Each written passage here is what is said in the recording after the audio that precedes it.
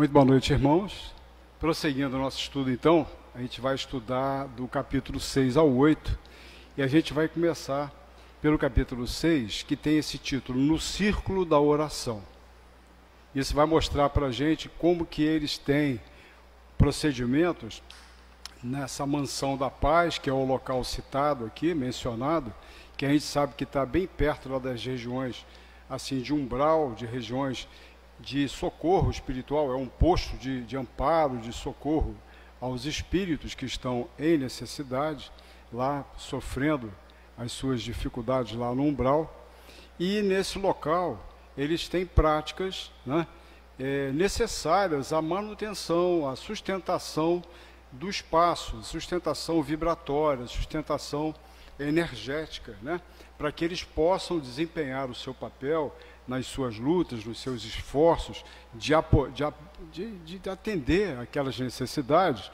Então eles precisam de uma condição bastante equilibrada, bastante harmoniosa lá naquele ambiente.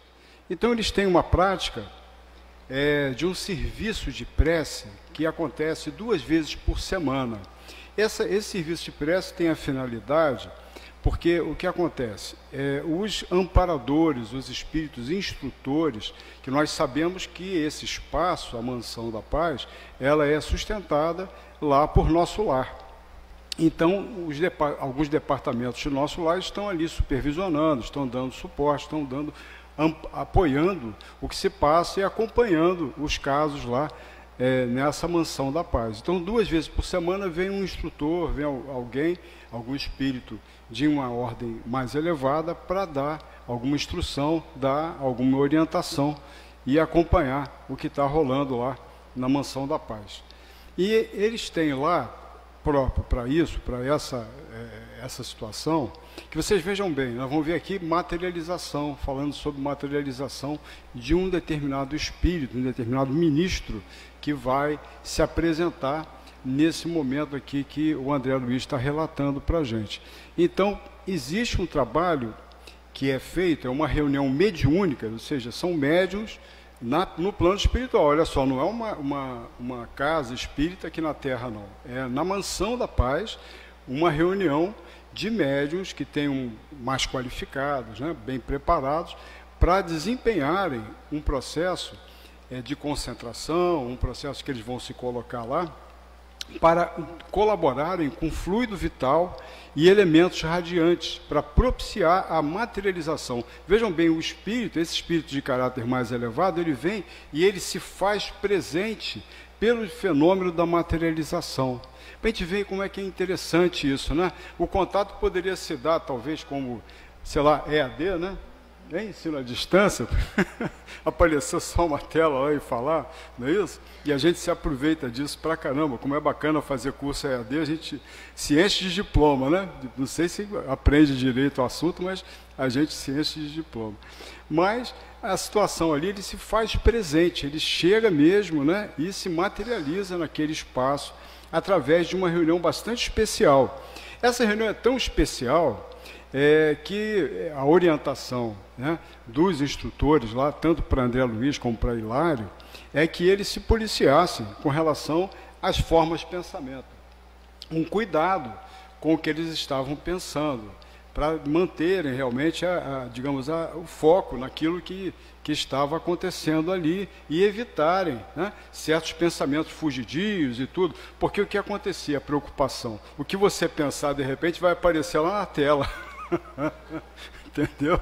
Vai se materializar ali, vai ficar um negócio meio chato, né? Então, e vão saber logo de quem é, né? Então é melhor ficar quieto, fica na sua aí, né? Então, prosseguindo, né? Esse trabalho dessa reunião é uma reunião bastante especial, que se dá numa sala lá especial também, para a manifestação dos instrutores de esferas mais altas. Muito bem. E quem veio nessa ocasião foi o ministro Sânzio, do Ministério da Regeneração de Nosso Lar. E ele, então, através de uma câmara cristalina, isso faz lembrar, de repente, uma TV de plasma, né? Uma coisa assim, bem moderna. Você vê que ele está falando em 57, isso é da década de 50. Você imagina, né? Ele não tinha muito meio de comparar isso, né? Já tinha televisão? Sim, já tinha, né? Mais ou menos televisão. Eu acho que já tinha. O primeiro canal no Brasil foi mais ou menos por aí, né? 58, 59, não sei. Bem, aí ele se materializa na sala e examina casos de reencarnação da Mansão da Paz. A Mansão da Paz, basicamente, naqueles atendimentos aos espíritos, naquelas situações tormentosas de umbral e tudo, basicamente o atendimento é um socorro espiritual visando oferecer condições para o espírito para ele se redimir, para ele poder se ajeitar, se ajustar, se reequilibrar. E uma boa parte dessas soluções convergem para a questão da reencarnação, da necessidade reencarnatória. Então, ele foi lá para examinar alguns casos que o Drúzio, que é justamente o dirigente da Mansão da Paz, ele cuida e administra toda aquela instituição ali, e ele estava com algumas fichas que ele foi logo apresentando ao ministro Sânzio. Assim que o ministro Sânzio se apresentou e tudo, né, e cumprimentou o pessoal, ele já foi logo objetivo. O que tem, o que está rolando aí, o que tem para você passar para mim, para a gente poder examinar. E aí, Drúzio, então, apresentou a ele 22 fichas com as informações todas de cada caso, né, que cada espírito, cada necessitado ali tem uma descrição da sua história, do que aconteceu, do que rolou, e ele então compila isso tudo nessas fichas. E aí, a última era de Antônio Olímpio. Antônio Olímpio é o espírito aqui, o caso mais específico, de interesse de André Luiz e Hilário, que estão ali estagiando nessa Mansão da Paz, com vistas a fazer o seu aprendizado, fazer o seu, né, ampliar o seu conhecimento. Nessa jornada, dessa excursão de André Luiz, no seu relato que ele faz aqui como repórter do além para nós, nos trazendo todos esses informes, todas essas impressões, todas essas informações que são sumamente importantes, como foi falado aqui pelo Luiz.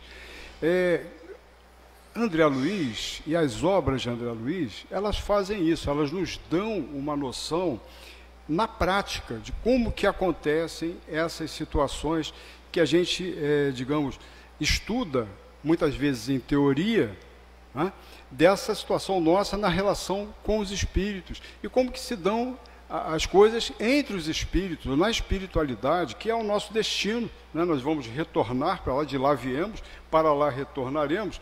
Então a gente está aqui num estágio que né, parece que isso aqui é isso aqui, isso aí não é. A gente sabe que a coisa vai muito além, e as notícias que o Espiritismo nos dá nos concretizam esse entendimento, cada vez mais nos dão certeza, né, de que a coisa vai muito e muito além. Então, nesse caso aqui, André Luiz e Hilário estão muito interessados nessa última ficha que apareceu lá, que é do caso Antônio Olímpio, que é um caso meio complicado que a gente está vendo.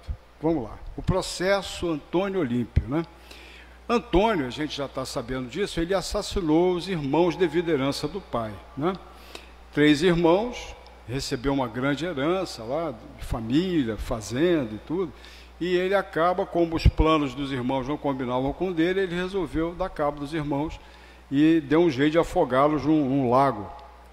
que tinha lá na fazenda. Muito bem. Mas isso aí trouxe uma grande encrenca para ele.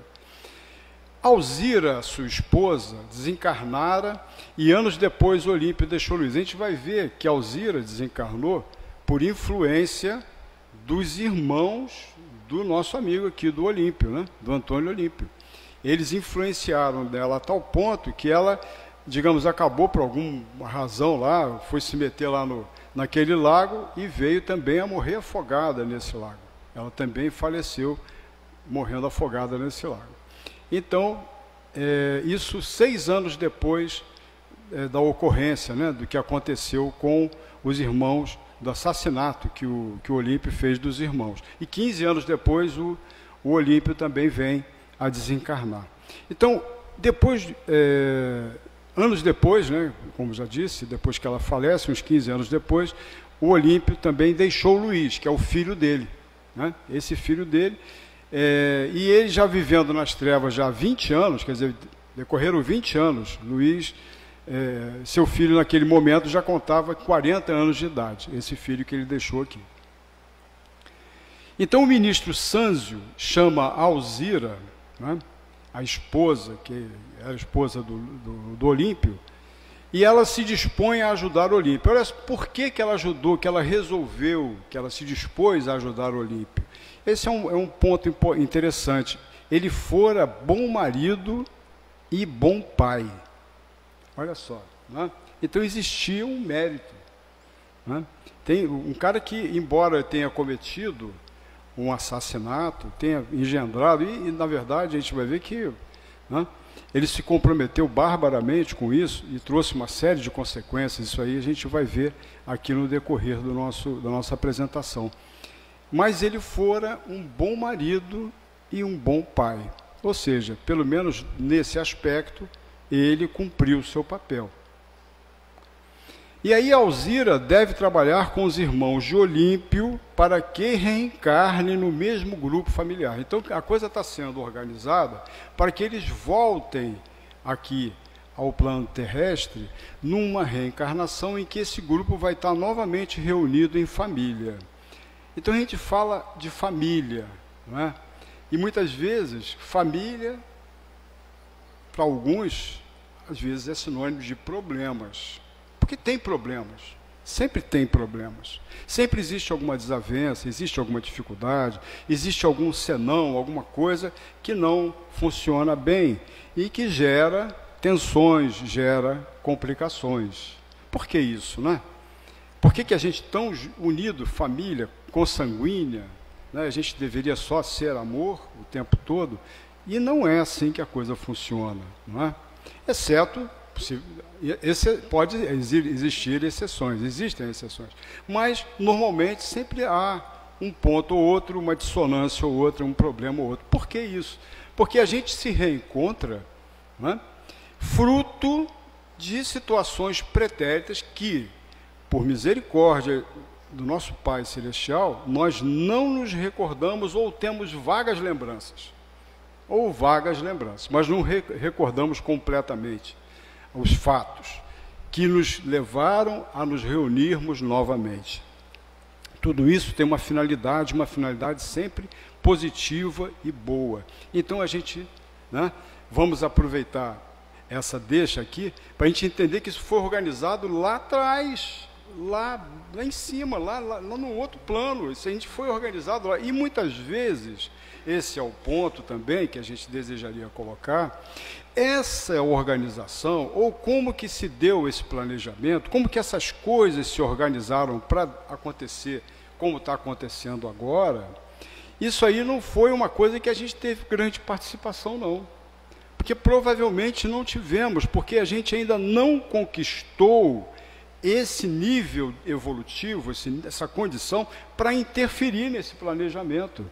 Muitas vezes isso ainda é compulsório, ainda é um processo, né, que é engendrado pelos espíritos só superiores que são os tutelares da nossa encarnação, que estão tutelando a nossa vinda para cá, apostando que a gente vai acertar, as coisas nessa oportunidade. Olha, nos ofereceram a doutrina espírita para a gente. A doutrina espírita foi oferecida de bandeja para você. Olha, está aqui essa doutrina. Olha para ela, estuda isso aqui, que isso vai facilitar a tua vida. Isso vai te dar, pelo menos, uma forma de você planejar melhor e lidar melhor com um monte de situações. É o efeito consolador da doutrina, não é? Esse efeito fantástico que realmente nos facilita esse entendimento desses quadros, muitas vezes que nos dariam vontade de baixar a cabeça e chorar, mas não, meu Deus. A gente entende o que está acontecendo. A gente sofre, a gente sente dor, faz parte, mas não é algo que vai desesperar, não é? Jamais, desespero jamais, desencanto jamais. A gente sabe que aquilo tem um sentido, tem uma razão de ser. Completando então a nossa colocação, aliás, a colocação de André, né? Alzira deve trabalhar com os irmãos de Olímpio para que reencarne no mesmo grupo familiar. Olímpio voltará como filho de Luís. Olha só que confusão, né? É a troca de parentesco. Olímpio voltará como filho, aquele que era, né? Como filho de Luís, casará com Alzira e terá os irmãos como filhos. Quer dizer, ele vai casar, contrair matrimônio com aquela que foi esposa dele, e vai ter aqueles que foram os irmãos dele na outra encarnação, agora vão vir como filhos. Então essas inversões, elas têm uma finalidade, porque esses laços parentais, digamos, a filiação, o fato de ser filho, confere àquele que é pai de um compromisso, né, muito maior com relação àquele que está ali sob sua tutela. Interessante também, Flávio, a gente observar que quando a gente vai estudando a doutrina, né, a gente vai compreendendo como esses mecanismos da justiça divina se dão, a gente passa a valorizar mais a nossa encarnação. Porque pensa só no trabalho todo que dá reunir devedores e credores que se misturam ao longo do tempo, no mesmo espaço de tempo, no mesmo local físico, para que aqueles reencontros possam ser proporcionados, para que as leis divinas possam ser refeitas nas consciências de todos. Então, isso tudo é interessante também para a gente relembrar da importância da nossa reencarnação atual, do quanto é importante a gente estar aqui e a gente dar valor a esse momento, porque a providência divina trabalhou para que tudo se formasse, para que novos cenários, novos contextos fossem formados para o nosso próprio bem, para a nossa própria elevação e para a nossa própria felicidade. Isso. Druso, então, apresenta André e Hilário ao ministro Sâncio. André e Hilário estavam doidos para falar com esse ministro, informando que eles estudavam a lei da causalidade, a lei de causa e efeito, e indagaram então sobre a dor. Uma indagação que eles fizeram sobre a dor. A dor é um assunto sempre com uma certa complexidade. Aqui a gente vai fazer uma abordagem en passant. Fitando os dois com inesperada ternura, disse que estuda igualmente. Ele também é um estudioso dessa questão da dor. Disse: sou funcionário humilde dos abismos. Sou funcionário humilde dos abismos. Onde é que ele atua, esse espírito de alta envergadura, que alcançou níveis mais elevados de evolução? Ele fica só com os pares dele, com aqueles que estão militando nas mesmas faixas de elevação? Não. Ele vai para as esferas de serviço, para onde se precisa de auxílio. Jesus, quando veio, o que ele falou para nós? Não vim para os sãos, vim para os doentes, não é? Então ele vem para poder trazer benefícios para aqueles que estão precisando desses benefícios. Quem já está beneficiado, quem já está nesses níveis mais altos, a conversa é outra. Embora o enigma da dor me dilacere o coração, nunca surpreendi criatura alguma, esquecida pela divina bondade. Ou seja, mesmo diante dos quadros mais terrificantes, mais dolorosos, a gente não há de esquecer jamais que a misericórdia divina está sempre operando, sempre operante, né? Que os quadros eles podem até nos entristecer, mas eles, na verdade, têm um sentido e têm uma razão de ser, que a gente também não precisa ficar sondando profundamente. O negócio é ter a certeza de que aquilo não acontece à toa. É suficiente esse entendimento? Senão a gente vai achar, poxa, não, está sofrendo, tem que sofrer mesmo. Não, não é assim. A gente também precisa, pautado e enxergando as ações de Jesus, do grande mestre, que nos mostrou como que a gente devia agir, no nível assim mais excelso, mais exuberante, é a gente entender que a gente também precisa se pautar por aquelas linhas, mas entender que a gente também precisa ofertar a nossa dose de misericórdia, a nossa dose também de ações que a gente possa empreender no sentido de aliviar as dores daqueles que sofrem. André sentiu um misto de enlevo e carinho, admiração e respeito. Fascinado, perguntava-se de onde o conhecia. De onde que ele conhecia? O André Luiz conhecia ele? O Sanzio? Não é? Vai saber. Achando, eu conheço esse cara de algum lugar. Né? Às vezes a gente tem essa sensação, né? Que a gente conhece alguém de algum lugar. E aí vem esse negócio do karma. Né? Esse papo do... O que vocês acham do karma? O que vocês acham do karma? A gente vê essa palavra na doutrina espírita. Será que se a gente pegar os livros espíritas, a gente vê a palavra karma? De onde vem essa palavra karma? Ela é derivada de um termo, karma, que é do sânscrito. Sânscrito é um dialeto do indiano, né? Da língua indiana. Né? Do norte da Índia se fala esse dialeto. Então podemos ouvi-lo. O que o ministro Sanzio falou a respeito do karma? Expressão usada entre os hindus. Então, vejam bem, karma é uma expressão do hinduísmo. Tá?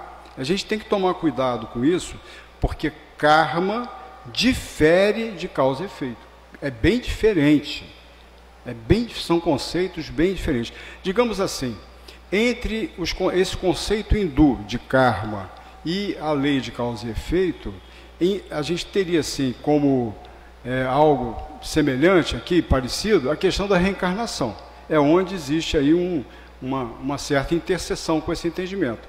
Mas é diferente, karma de causa e efeito. Né? Uma outra coisa também, quando a gente fala ação e reação, que é uma outra forma, que é até o título do livro que nós estamos estudando. O que é ação e reação, que a gente já ouviu falar? Né? É a terceira lei de Newton. Né? A toda ação corresponde uma reação de mesma intensidade, né? Mesma direção e sentidos opostos. Não é isso? Sentidos diversos, sentidos opostos. Isso aí é mais ou menos a descrição da terceira lei de Newton.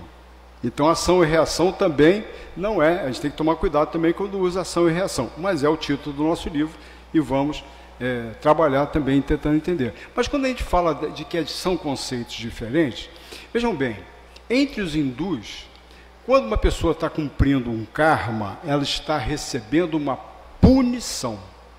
Ou seja, o karma, ele tem um caráter punitivo.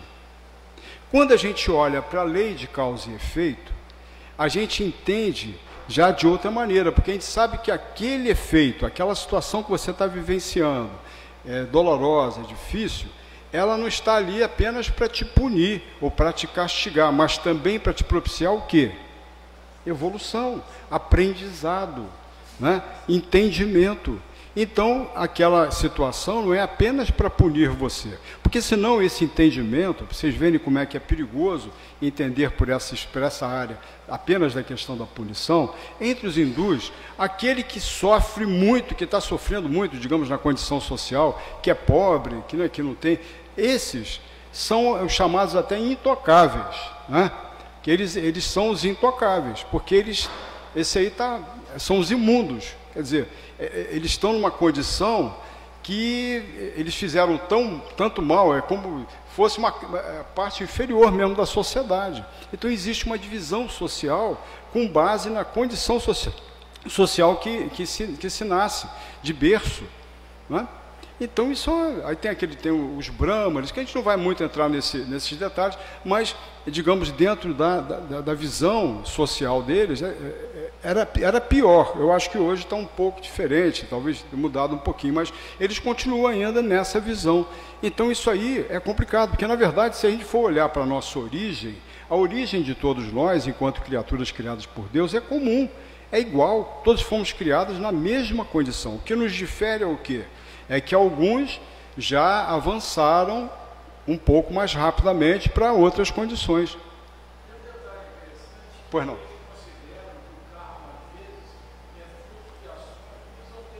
Ah, também.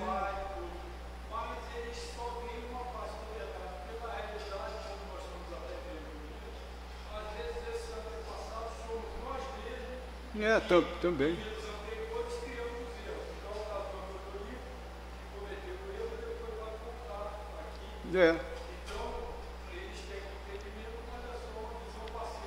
É defeituosa essa visão. A gente nota que realmente quando você olha para a lei de causa e efeito, que ela tem esse caráter evolutivo, né, que aponta para a evolução, aí você vai entender a necessidade de fazer a caridade, de você amar, de você buscar os bons sentimentos, de você procurar fazer o bem, porque senão fica uma coisa meio desconecta, né?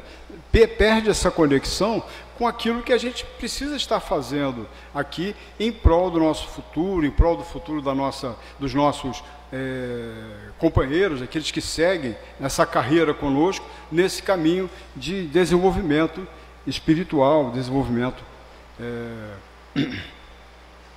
Então, toda ação ou movimento deriva de causas ou impulsos anteriores. Para nós, é a conta de cada um, englobando créditos e débitos que nos digam respeito. Então, veja bem, a conta corrente de cada um de nós, né? De crédito e de débito, né? Que nos digam respeito. Há contas, essas contas, tem contas individuais. Tem gente que está devendo especial feio aqui, né? Feio. Então, há contas individuais, contas de povos e raças. Olha só que interessante, contas de povos e raças.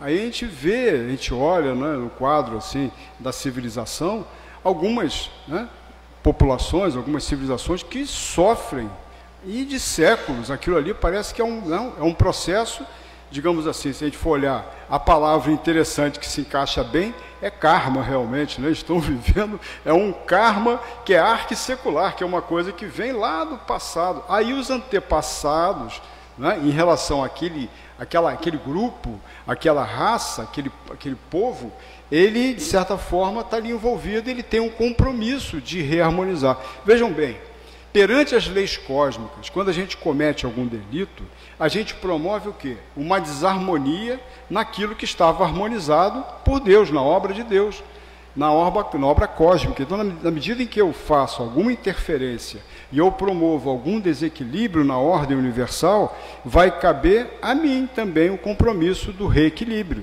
o compromisso da reharmonização, da minha contribuição para acertar as coisas, para as coisas tomarem um rumo melhor.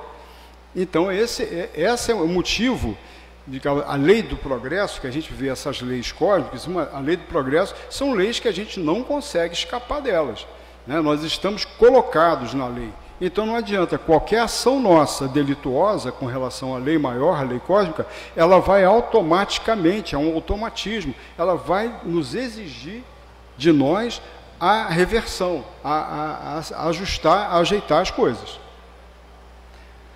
Com estados e com instituições, olha só que interessante, com estados, né, países e tudo, e com instituições que podem também gerar uma necessidade, digamos, kármica, vamos dizer, né, dessas contas a serem acertadas. Aqui a gente veio trazer um quadro, é um quadro que sintetiza um monte de coisa, mas vamos considerar que em relação a essa administração dessas contas, tem um grande banco que, digamos, seja o governo da vida, a administração divina. E nesse banco existe um sistema de contabilidade implantado. E a maneira como eles controlam esse sistema, como é que ele funciona? Por mecanismo da justiça inalienável. E essa justiça inalienável está baseada em quê?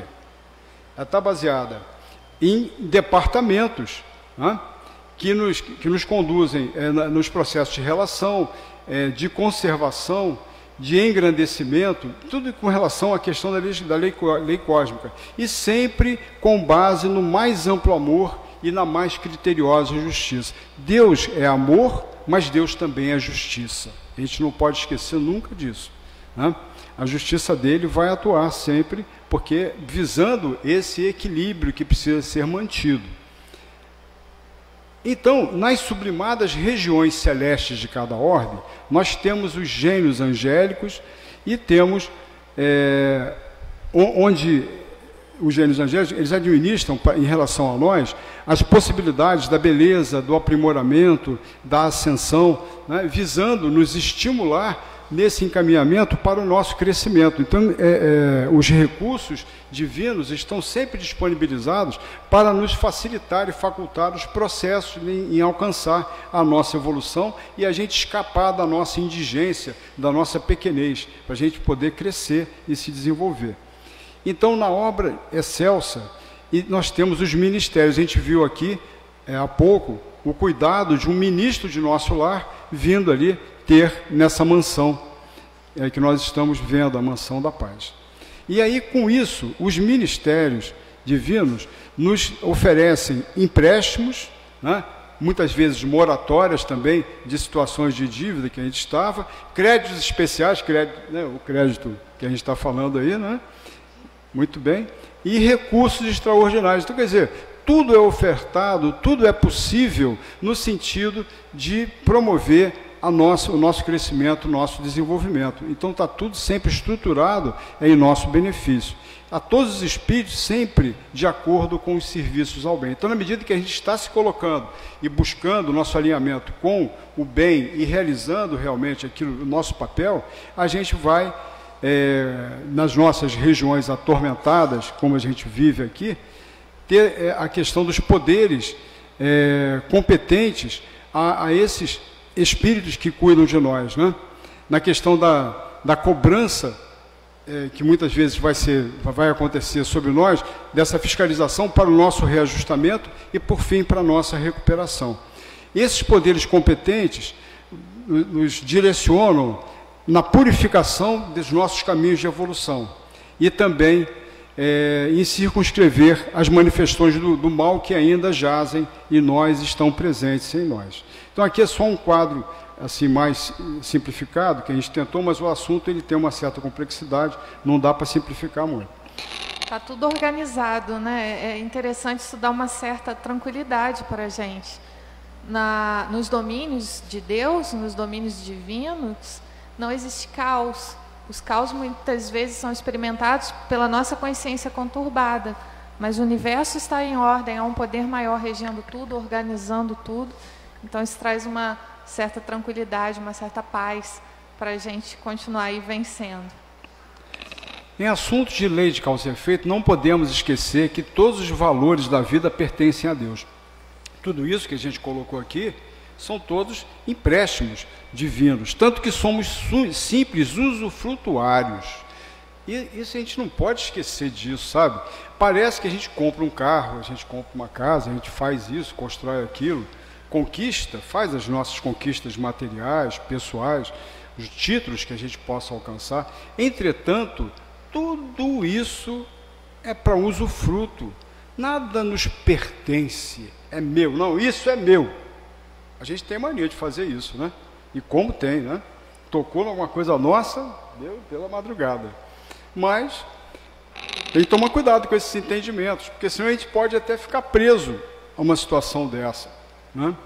A gente recorda, a gente já falou isso aqui uma ocasião, de uma reunião mediúnica da qual participamos, em que um espírito manifestante se colocava muito preocupado e atormentado com o desprezo da família em relação à caixa de ferramentas dele, a qual ele cuidava com o maior esmero, preocupadíssimo com a caixa de ferramentas que estava enferrujando embaixo da cama.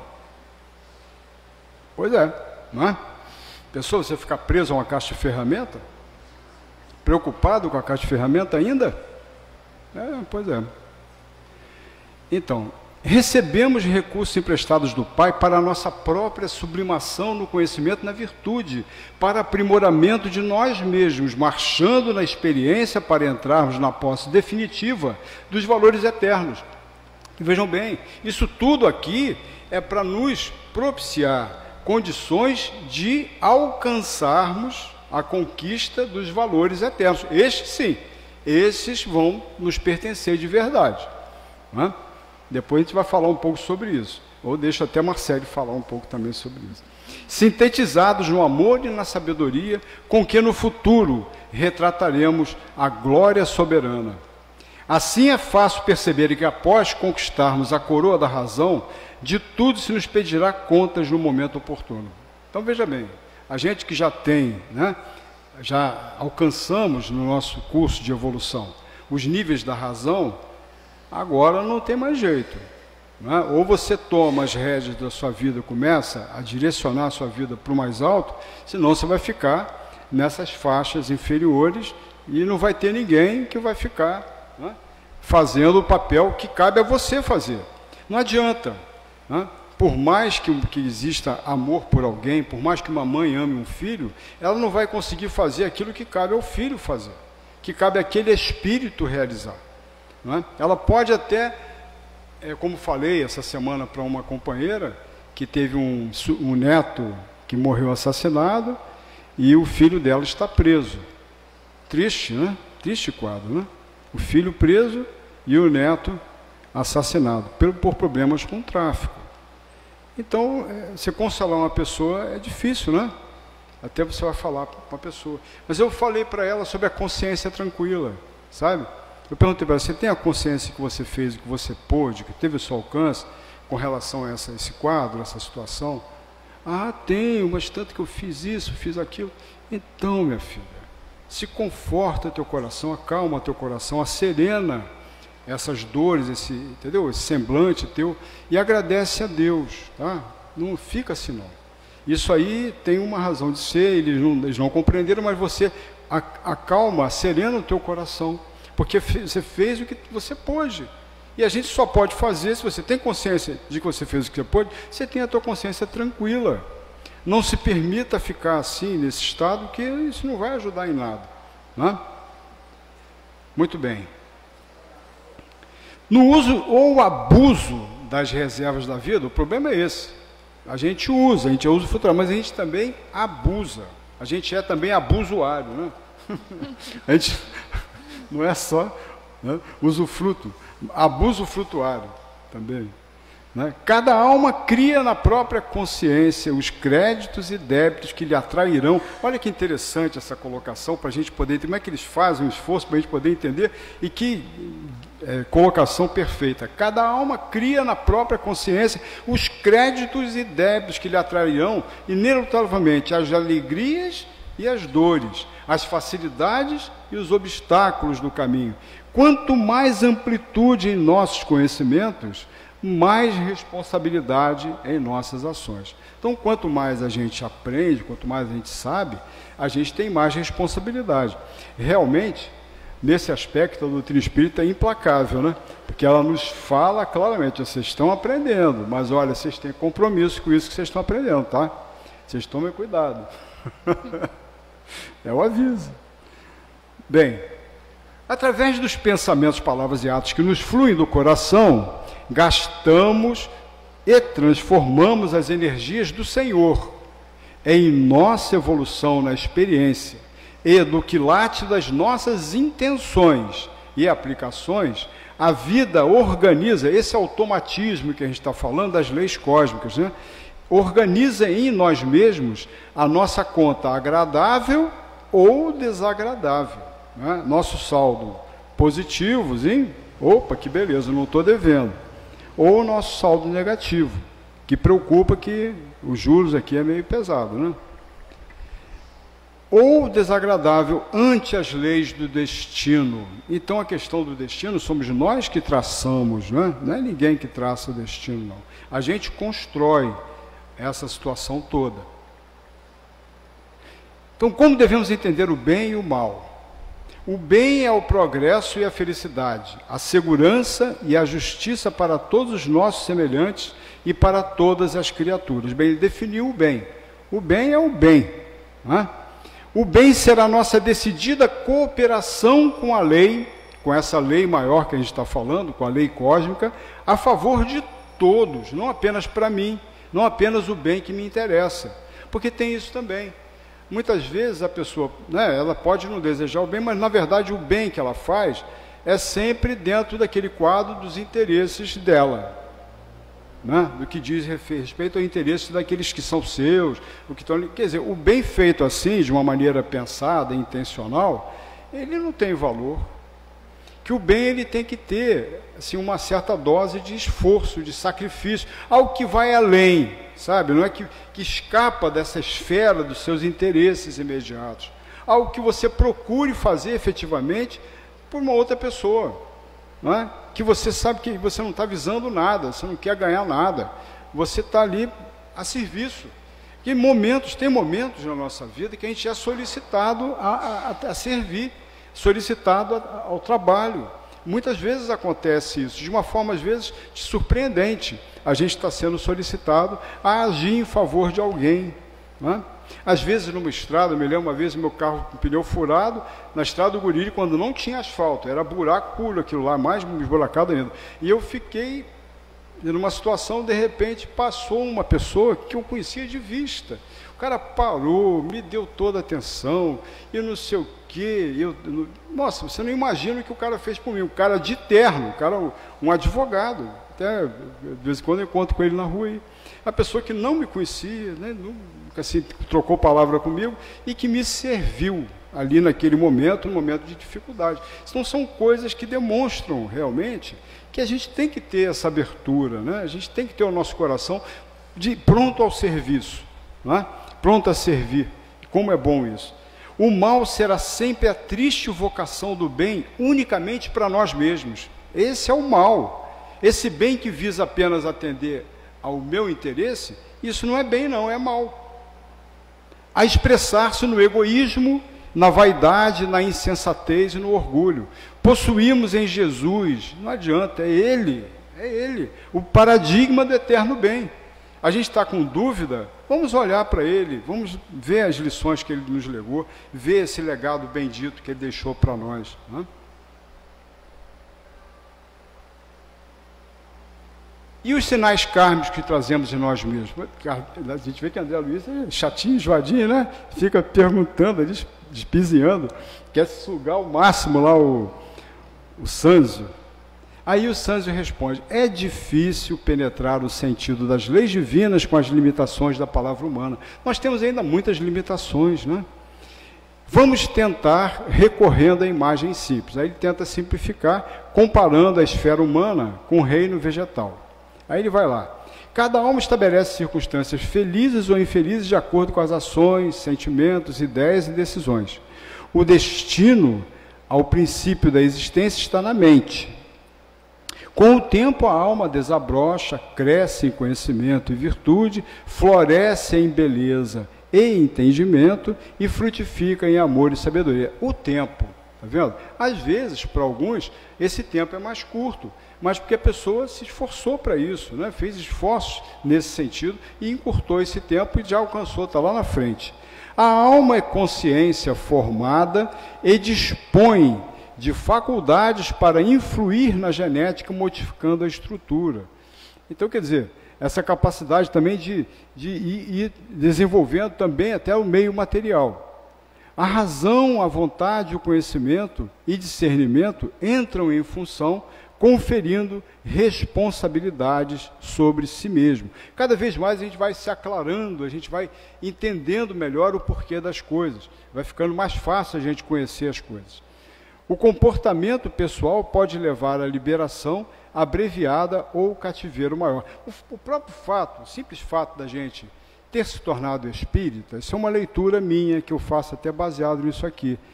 É porque realmente a gente já começou a ter algumas noções, algumas aberturas na nossa mente, talvez algumas posturas de dogma, né, dogmáticas, que a gente já superou e deu abertura para enxergar a validade desses princípios que são poderosíssimos, né, e são extremamente consistentes em função assim, de nos dar um entendimento melhor do como é que as coisas funcionam, né, nesse reino divino, nesse reino de Deus. Cada planta produz na época própria de acordo com a espécie. Tá vendo? Cada um tem o seu momento de alcançar uma condição para poder entender melhor as coisas. A planta jaz encerrada na semente. A planta inteira está na semente. Eu me lembro, o que você... Eu tinha um professor pegando... O que você vê numa semente? Se eu te mostrasse uma semente, o que você está vendo numa semente? O que você enxerga numa semente? Aparentemente, a gente só vê a semente, né? Mas o aspecto externo. O que a semente guarda, né? O que a semente guarda? O interessante é a gente olhar para a semente e ver o que está além dela, né? É o que vai além de tudo que está colocado ali, né? Então, com o tempo, a planta germina, desenvolve, floresce e frutifica. Quer dizer, a árvore inteira está ali naquela semente, né? A planta é crisálida de consciência presa aos princípios da genética vulgar. Aí que ele fala uma coisinha que ainda há pouco a gente falou, o determinismo pode ser considerado irresistível. Então, o determinismo, nós estamos ainda, em grande parte de nós, submetidos ao determinismo divino. Nós ainda não temos esse determinismo relativo que nos possibilita participar, por exemplo, do nosso planejamento reencarnatório. A gente ainda está meio lá e cá, a gente não conseguiu ainda, talvez, esse feito. Talvez para alguns, sim, mas acredito que a maioria ainda está nesse determinismo mais absoluto, vindo de Deus. Qual é a melhor maneira de colaborar com a lei divina? Podemos escapar à justiça? Da justiça ninguém vai fugir, porque nossa consciência aspira a resgatar todos os débitos. Quer dizer, não adianta, nós temos aquela questão que nós falamos, a lei de progresso, né? Não adianta, ela vai estar sempre como fosse um esporão ali, né? Nos empurrando para frente, para adiante, que não tem como escapar. Imagina uma pessoa que se suicida aos 40 anos, ele faz essa comparação. Sofre as consequências no mundo espiritual, como nós já sabemos. Tem Memória dos Suicidas que nos mostra isso, da Ivone Pereira. Quando retorna ao corpo físico, repetirá as provas da extrema tentação ao suicídio, porque as imagens arquivadas em sua mente, por circunstâncias reflexas, voltarão a desequilibrá-lo. Se não tiver recursos educativos renovadores em si mesmo, dificilmente escapará às tentações do suicídio. Então, aquele que já foi um suicida no passado, quando ele retorna, ele reencarna, ele tem tendência suicida, né? E muitas vezes, se não fizer um trabalho, como ele fala aqui, de uma educação com princípios renovadores em si mesmo, ele vai ser assombrado por essas, digamos, situações reflexas dele mesmo, desses quadros, né, que ele engendrou contra si mesmo. Então, isso é comum acontecer. Tem um caso até de Chico, né, que ele conta, né, de um menino que a mãe foi a Chico pedir socorro a ele. O que podia fazer? Porque estavam querendo cortar as pernas, né, do filho. O filho tinha uma certa doença, algum problema de doença, e estavam querendo amputar as pernas do menino. O menino já não tinha os braços, sei lá, já estava todo deformado, ia ficar só um tronco, né? Aí Chico fala para ele, o Emmanuel chega e fala para Chico o que estava se passando. Que se não fizesse isso com aquele menino, se ele não... Tinha que amputar, os médicos falando que ia amputar, ela pedindo uma forma, se tinha algum jeito de curar o menino. Aí... o que acontece? Se ele permanecesse com as pernas, estava arriscado ele também cometer suicídio. Veja bem, olha, já tinha perdido os braços, o menino, uma série de dificuldades, mas que ele ia dar um jeito de se suicidar se ele tivesse uma condição de mobilidade, porque eram as pernas que só faltava cortar as pernas do menino. Então, a gente tem ideia de como é que é esse processo, né, quando o espírito está comprometido com o suicídio.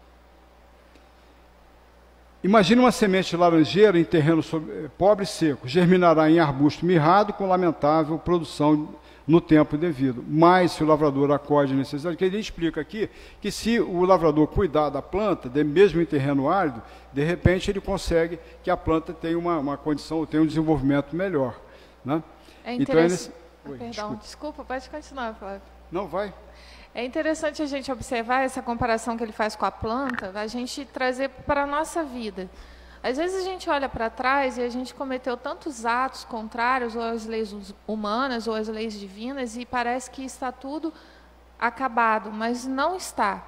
É preciso adubar, é preciso regar, às vezes é preciso replantar, mas tudo renasce. Então, quando a gente olha para a gente ou olha para o outro, em situações muito difíceis ou muito complicadas, que a gente possa lembrar do exemplo da semente. A semente contém a árvore. Nós somos sementes divinas e contemos em nós um potencial de angelitude.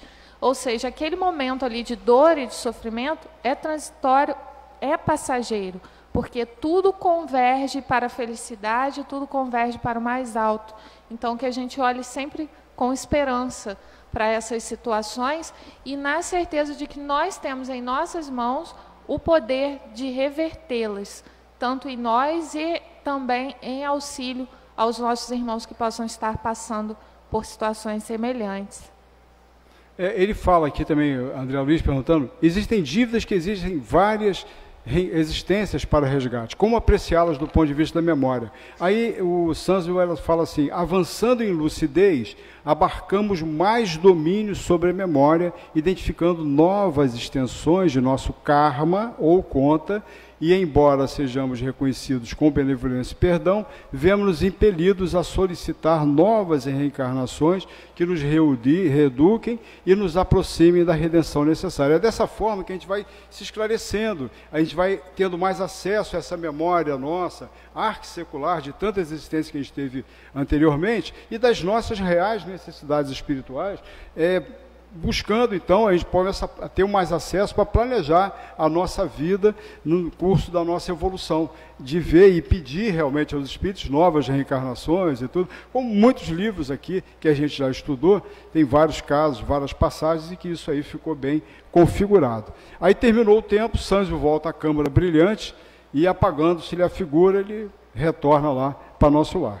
Aí nós vamos aqui já para o capítulo 8, a gente tem até o quê? Mais uns 10 minutos para a gente avançar? Né? Alzira visita Olímpio, adormecido na mansão, e com sua prece fervorosa, ele acorda. Ela faz uma prece em favor do Olímpio, que fora seu esposo, né? E eles o deixam descansando e vão à visita de Luiz. Luiz está encarnado, tá? Aí eles vão lá na fazenda, lá para ver Luiz. Lá encontram Clarindo e Leonel. Clarindo e Leonel eram os irmãos de Luiz que foram assassinados, né? Que colocaram vários espíritos para perturbar Luiz. Eles não estão de brincadeira não, estão querendo, que ele ficou com a herança, né? Então eles querem, de qualquer jeito, preservar a herança para, sei lá, de alguma forma eles se beneficiarem. Eles se acham herdeiros, eles querem porque querem a herança. Esses espíritos enlouquecidos fora da carne apenas mentalizam o ouro e os bens a que se afeiçoaram, acompanhando Sovina e constrangendo a viver aprisionado ao dinheiro com deslocada paixão. Os espíritos que se dispõem a obsidiarem Luiz têm por afinidade a mesma obstinação material. São manipulados pelo mesmo ponto de fraqueza por Leonel e Carlindo. Quer dizer, os dois, não satisfeitos deles dois de estarem atormentando o cara, ainda botou uma turma lá de espíritos vinculados nessas faixas aí, né? Da riqueza, de não sei o quê, dos valores materiais. Agora Olímpio, assassino, foi ocultado de nós, então seu filho pagará dobrado. Eles não têm acesso ao Olímpio, porque o Olímpio está lá recolhido na mansão da paz. Neste caso, o doentio desejo de Luiz, de que se sente objeto, é naturalmente elevado à atenção máxima. Então ele está naquele processo, sendo atormentado, assombrado por aquelas entidades todas. Aí Leonel prossegue, falando do que está se passando nesse processo que ele está causando lá ao Olímpio. Aprendemos nas escolas de vingadores, essas escolas de vingadores, né? Se tem nosso lá, né? Para ajudar, tem as escolas de vingadores também.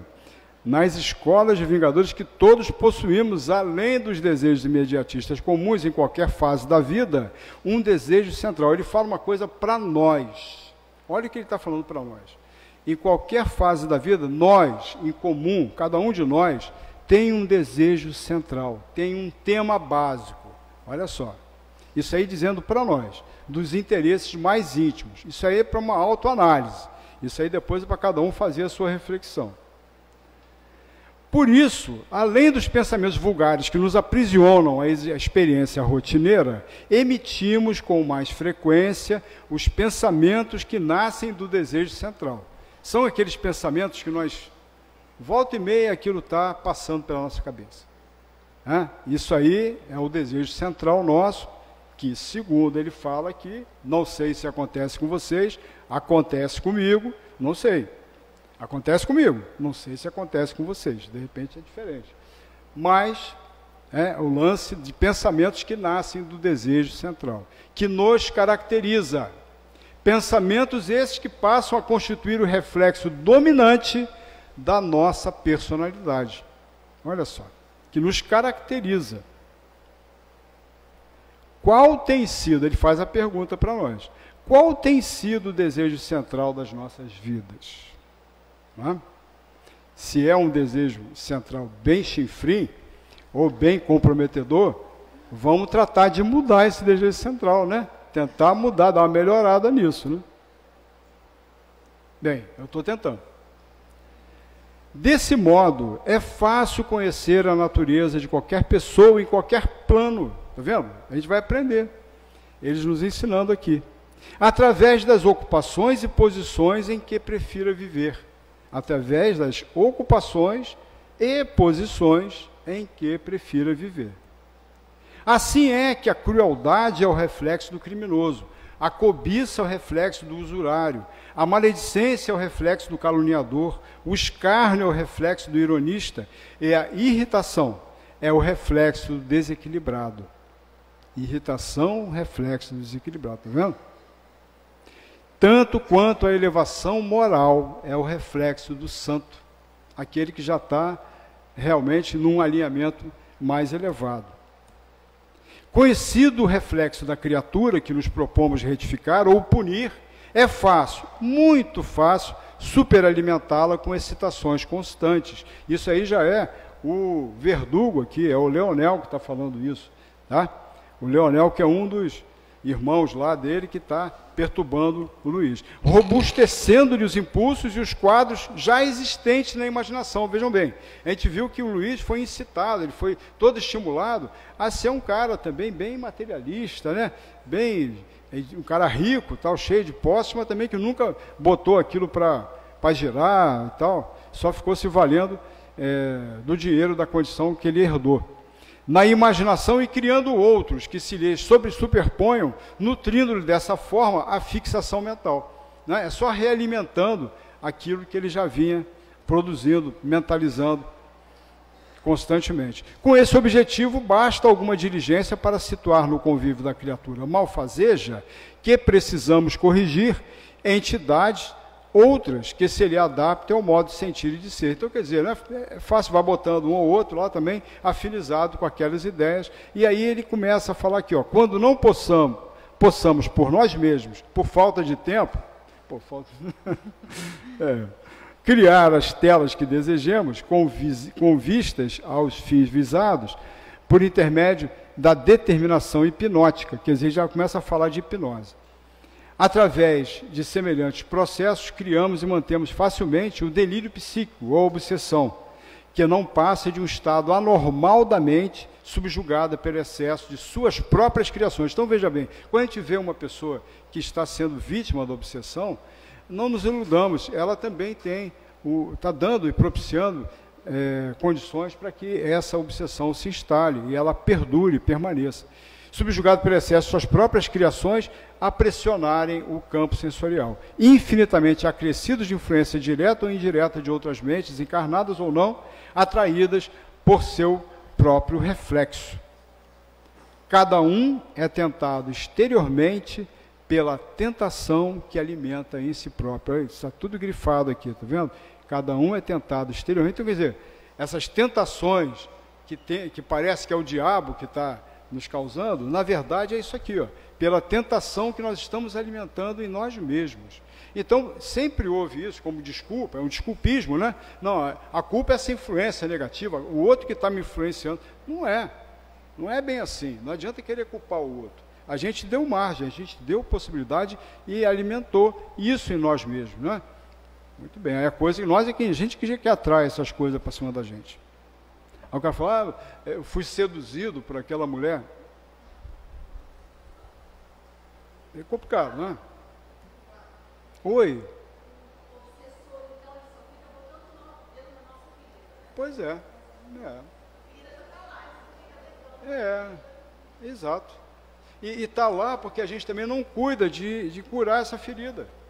Né? Essa ferida só permanece que a gente não cuida de tratar essa ferida. a gente precisa tratar essas situações, né? Para a gente poder realmente ficar mais, digamos, menos suscetível, né? São suscetibilidades que a gente está dando, a margem que a gente está dando para que isso se instale, para que isso nos incomode, fique nos incomodando, né?